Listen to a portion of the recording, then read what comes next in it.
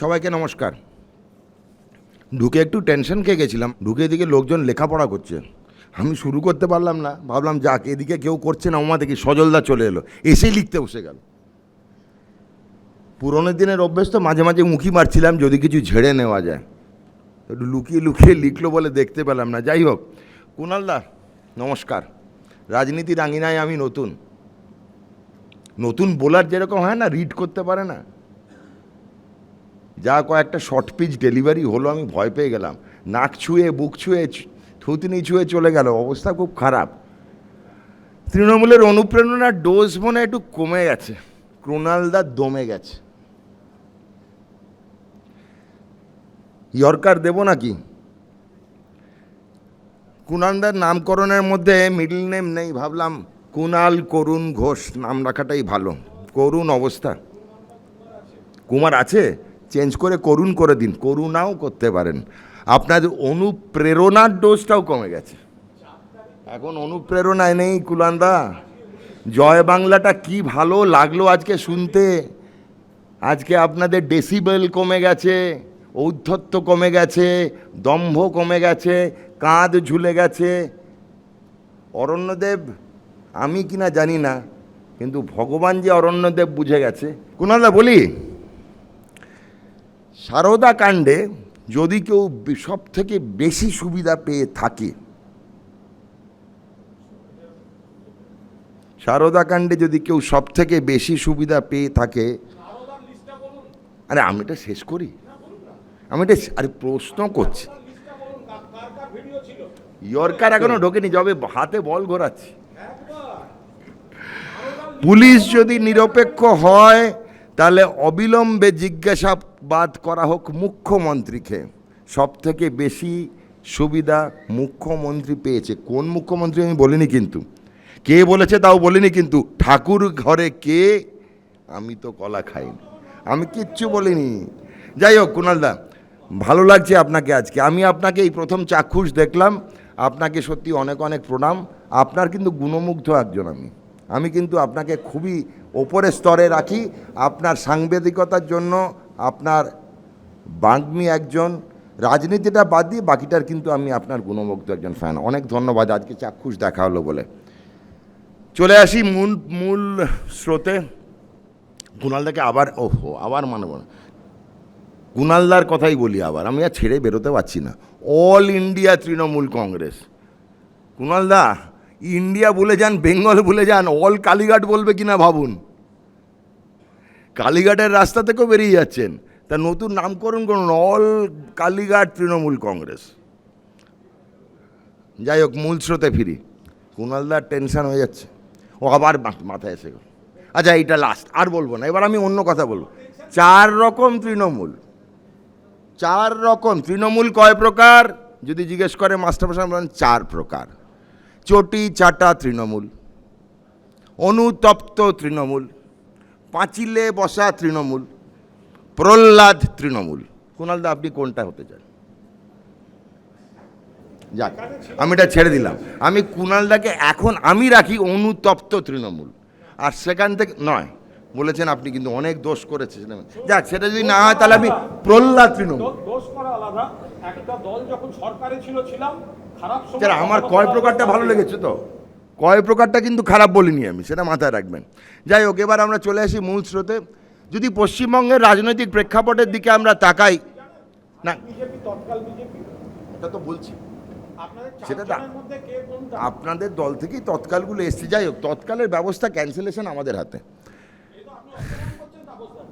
Cancellation কাকে করবো সেটা আমাদের হাতে। তৎকাল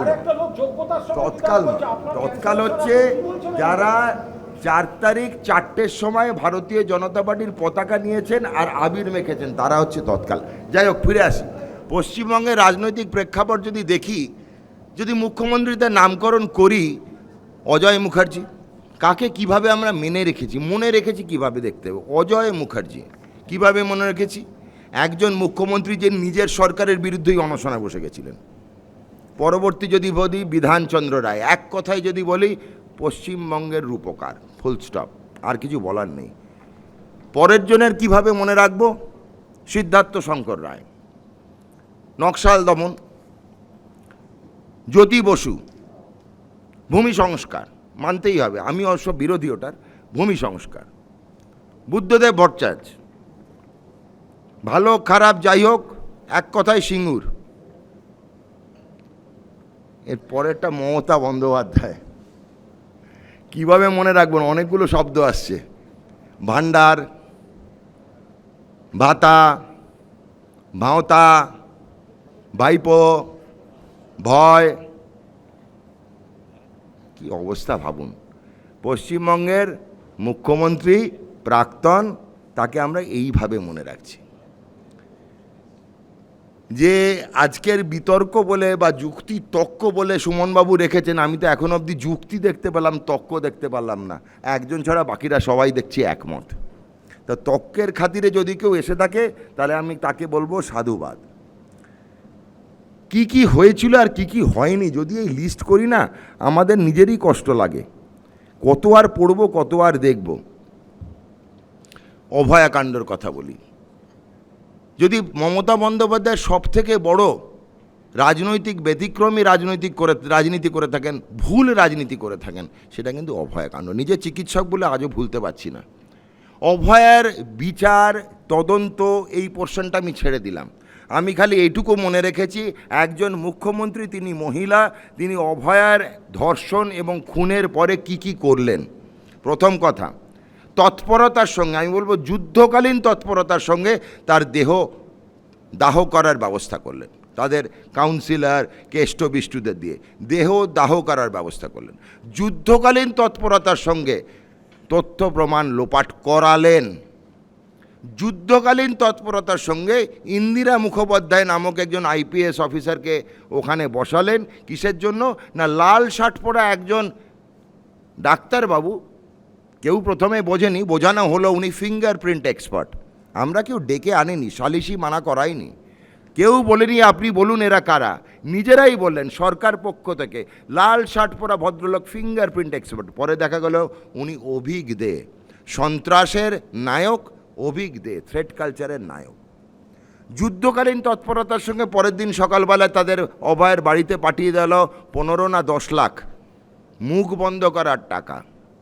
আজকে মহিলা মুখ্যমন্ত্রী অভয়ের বাড়িতে নোটের বান্ডিল পাঠালেন মুখ বন্ধ করার জন্য। আজকে মা মাটি মানুষের স্লোগান দিয়ে যে সরকার এসেছিল, সে কি দিল আমাদের? মায়ের ইজ্জত নামালো মাটিতে আর মানুষের কণ্ঠস্বর বন্ধ করে দিল।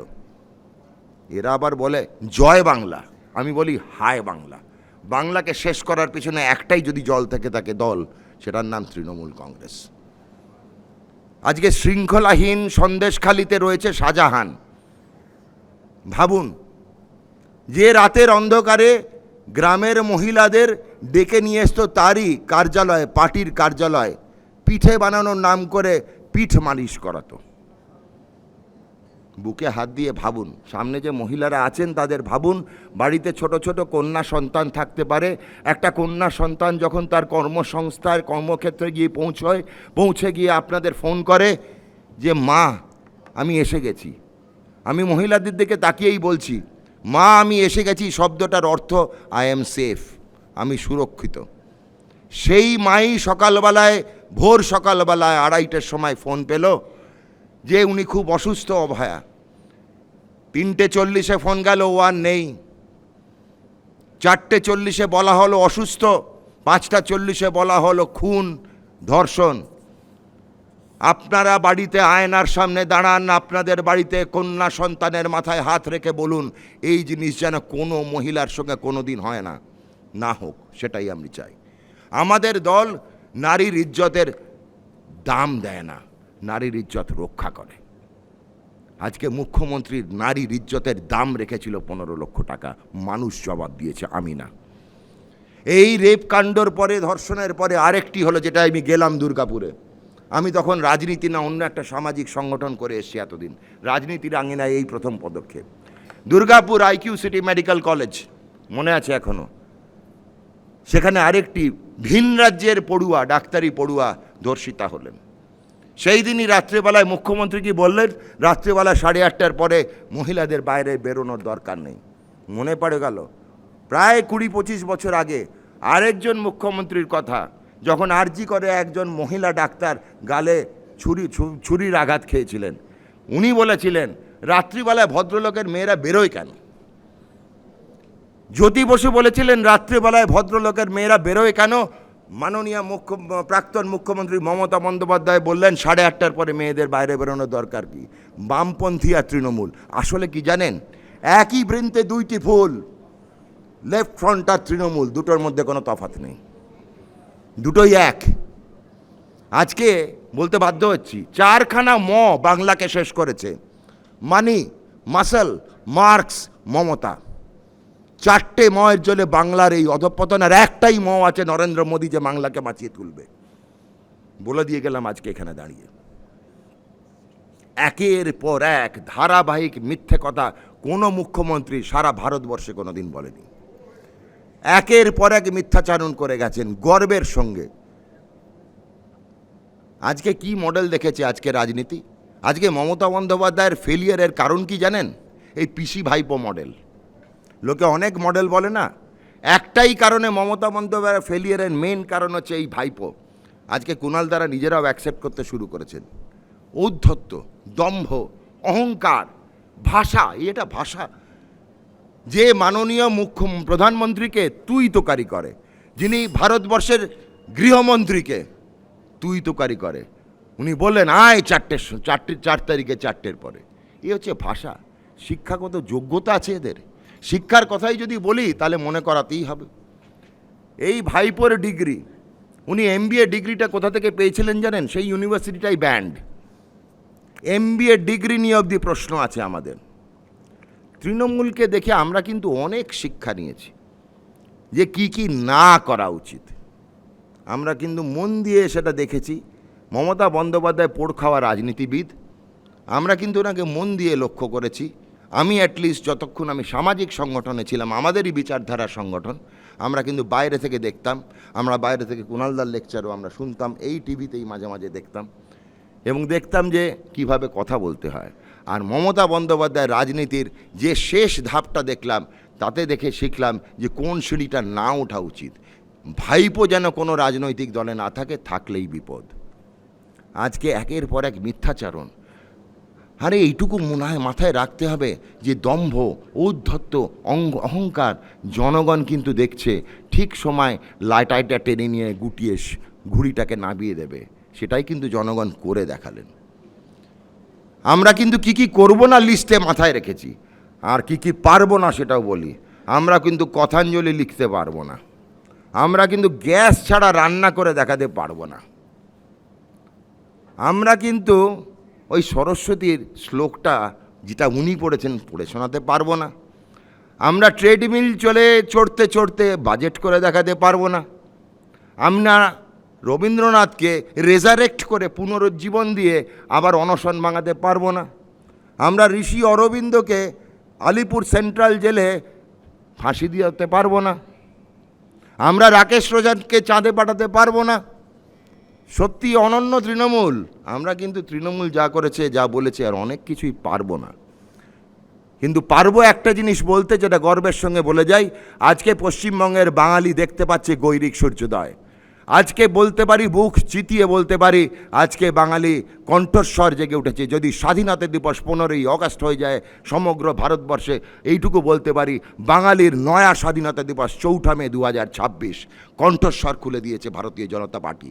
আমরা যে কোনো রাজনীতি দলের মতদার্শ হতে পারেন, আপনি কংগ্রেস হতে পারেন, আপনি CPM হতে পারেন, আপনি TMC হতে পারেন, আপনি হিন্দুত্বের বিচারধারায় হতে পারেন, কিন্তু সবাই আমরা একটাই জিনিস মনে মনে ভেবেছিলাম 4 মের আগে মমতা নিডস টু গো। আর কোনো রকম দ্বিমত ছিল না। সেই জন্য আজকের এই যুক্তির মধ্যে যুক্তি থাকতে পারে, তক্ক নেই। শেষ করার আগে আমি বলবো, আমি হিন্দুত্ববাদী, রাষ্ট্রবাদী রাজনীতিতে বিশ্বাস করি। সেই জন্য এই হিন্দুত্ববাদ আর রাষ্ট্রবাদকে স্বাগত জানাই। মনে রাখবেন, এই হিন্দুত্বের কথাটা কিন্তু প্রথম এসেছিল পশ্চিমবঙ্গের এই পুণ্যভূমি থেকে। চন্দ্রনাথ বসু 1892 সালে প্রথম হিন্দুত্ব কথাটা রাখেন। পরবর্তীকালে বঙ্কিমচন্দ্র বইতেও নিয়ে আসেন হিন্দুত্বের মতবাদ। হিন্দুত্বের উৎস আজকে এই বাংলার পশ্চিমবঙ্গের পুণ্যভূমিতে, আজকে রাষ্ট্রবাদের উৎস এই বাংলার পশ্চিমবঙ্গ ভূমিতে। আজকে আমরা এখানে দাঁড়িয়ে ভারতের তেরঙ্গার নিচে আছি, তার একটাই কিন্তু লোকের কথা মাথায় রাখি, ডক্টর শ্যামাপ্রসাদ মুখার্জি। আজকে উনি না থাকলে হয়তো আমি এবং কুণালদা দুজনেই বাংলাদেশের মধ্যে থাকতাম। আজকে শ্যামাপ্রসাদ মুখার্জিকে ধন্যবাদ জানানোর সময় এসছে, তারই পুণ্যভূমিতে আজকে কমল ফুটেছে। শেষ করার আগে একটাই কবিতা বলবো যে রাষ্ট্রবাদ আর জাতীয়তাবাদ আর হিন্দুত্ববাদকে একই সুতায় বেঁধেছে। দুর্ভাগ্য যে এই কবিতাটা হিন্দিতে লেখা। भारत एक जमीन का टुकड़ा नहीं है, ये जीता जागता राष्ट्र पुरुष है। ये अर्पण की भूमि है, ये तर्पण की भूमि है, ये नंदन की भूमि है, ये अभिनंदन की भूमि है। यहाँ हर कंकड़ कंकड़ शंकर है, हर बिंदु बिंदु गंगा है। हम जिएंगे तो इस देश के लिए और मरेंगे भी इस देश के लिए। শ্রদ্ধেয় প্রাক্তন প্রধানমন্ত্রী স্বর্গীয় অটল বিহারী বাজপেয়ীর লেখার কবিতা বাংলায় ছোট্ট করে বলে দিয়ে যাই যে ভারত খালি একটা জমি নয়, এটা রাষ্ট্রপুরুষ। এখানে তর্পণের ভূমি, অর্পণের ভূমি, নন্দনের ভূমি, অভিনন্দনের ভূমি। প্রত্যেকটা পাথর এখানে মহাদেব, প্রত্যেকটা জল বিন্দু বিন্দু মা গঙ্গা। আমি যদি বাঁচি এই ভারতবর্ষের জন্য বাঁচব, আর যদি জান দিতে হয়, প্রাণ দিতে হয়, এই ভারতবর্ষের জন্যই দেবো।